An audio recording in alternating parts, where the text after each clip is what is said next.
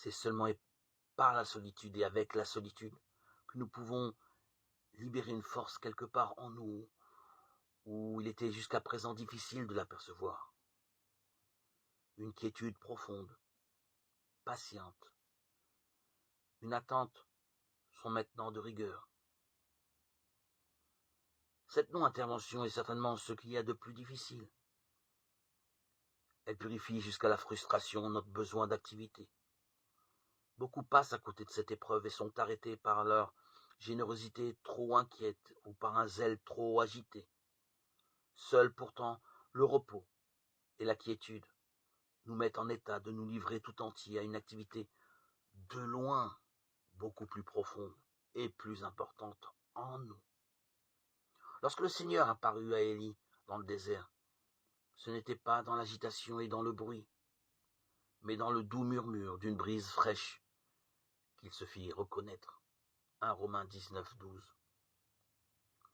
Le sentiment accablant de frustration, de quasi-aliénation que la société éveille en nous est ici d'un précieux secours. Il ne faut pas le combattre, encore moins chercher une diversion. La solitude donne l'impression de déracinement et comme d'exil. On se sent un étranger, un pèlerin, en dehors du monde des autres et en route vers l'inconnu. Il ne faut pas y chercher de solution à bon marché.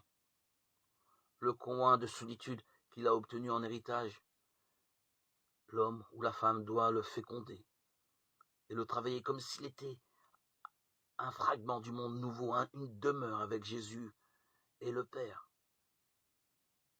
Voici que je me tiens à la porte et je frappe. Apocalypse 3, 20. Si quelqu'un m'aime, il gardera ma parole, alors mon Père aussi l'aimera, et nous viendrons en lui. Et nous ferons en lui notre demeure. Jean 14, 23. Le Père et le Fils, dit saint Jean, viennent faire en nous leur demeure. Le texte grec original utilise ici le mot monnaie, par lequel, chose curieuse, la littérature monastique désigne aussi la cellule du solitaire, ou le monastère où cohabitent des moines en plus grand nombre, car habiter auprès de Jésus et du Père, demeurer en lui, Jean 15, 4, 5, c'est précisément ce que la cellule doit enseigner aux moines qui s'efforcent de persévérer en elle.